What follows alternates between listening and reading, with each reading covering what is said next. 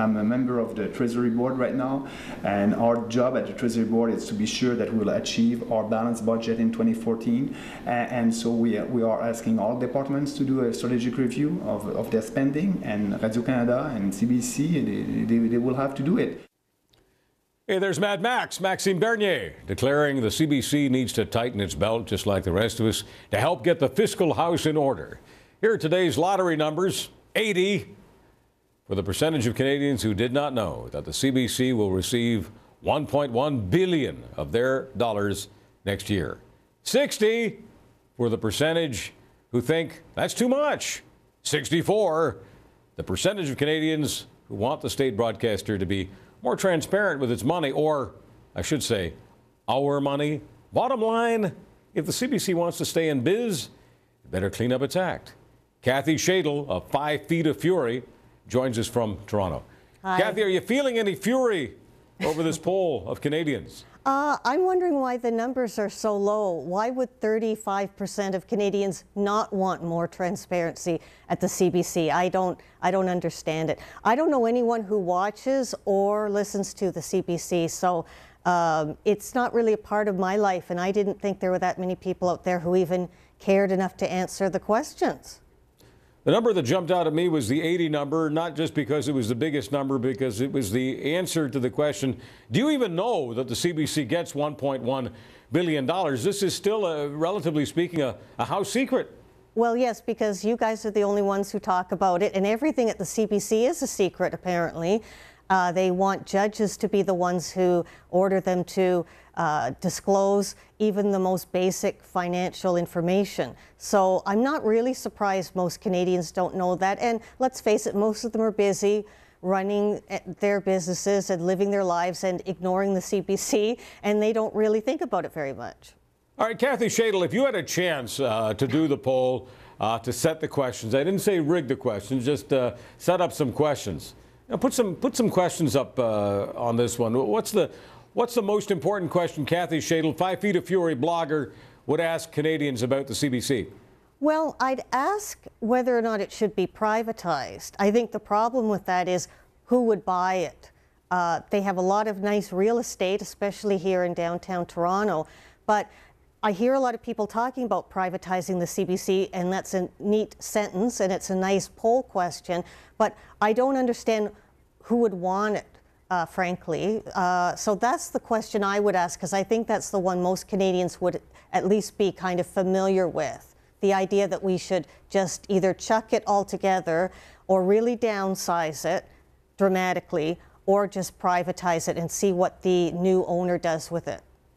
Kathy, there was a time when you were a welcome guest at the CBC. Oh, yes. Well, there was a time when you were on with Michael Enright, yep, and you were wearing a certain garment. I want to hear the story. I want citizens of Adler Nation to get this story tonight. Well, I was asked to go on when Pope John Paul II died, and Michael Enright had me and an old friend of mine, Dr. Michael Higgins of St. Jerome's College. And it was radio.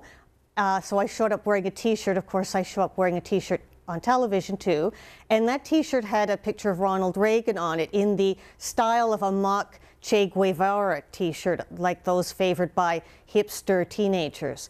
And Michael Enright looked me up and down and turned to the other Michael and said, "Would you please ask the woman next to you why she has that man's face on her shirt?" And I said, well, because he and the guy we'll be talking about today on the show both helped to overthrow communism. What did you do last weekend? So the interview was not entirely successful. And I do have a record, though. I'm sort of Typhoid Mary. Every time I have been on a CBC program, it has been canceled 1 week later. So if anyone would like me to cancel, this hour has 22 minutes. They just need to come by, film me, and we can finally get it off the air.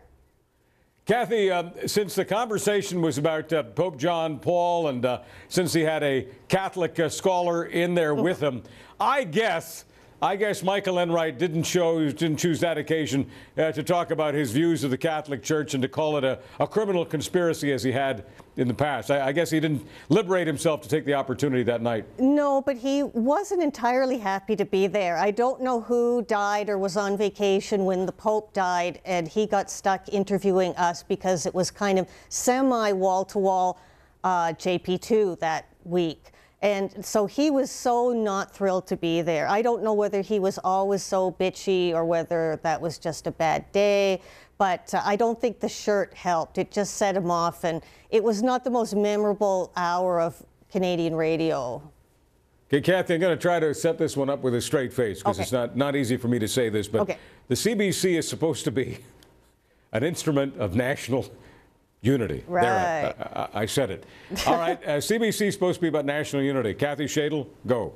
I don't understand that. How's that been working out? How many referendums have we had with Quebec threatening to separate yet again? I don't know where else we can possibly put any more French. We've already done it. They're not satisfied. And also, Alberta, apparently there are people there who want to separate. People in Toronto hate BC. People in the Maritimes hate people in Ontario. I don't get it. How is the CBC making Canadians united about anything? I don't understand it. Well, some of the CBC would say that they're doing that by celebrating our differences. And of course, I think a lot of us would say they're trying to manufacture as many differences as possible. They're trying to balkanize us, and the idea that they're trying to unify us is a bad joke. Maybe that is their purpose, but that's not the outcome. Well, they might want to have a little look at their staffing. I went to the CBC the last time I was there because I wanted to be in the audience when John Bolton was talking to George, what's his name? Somebody. Yeah, and so we were there to be troublemakers, and we gave John Bolton a standing ovation and things like that. And what I noticed was that it is possibly, CBC Toronto on Front Street, possibly the most Caucasian institution east of Salt Lake City. It is the least diverse place I've ever been in Toronto. It's not that they want to discriminate against people of color. They just seem to be awfully comfortable with a lot of white faces in the building. Kathy Shaidle. It's astonishing. Yep. It is. Thank you so much for this. You're Appreciate welcome. it. Kathy Shaidle, 5 Feet of Fury.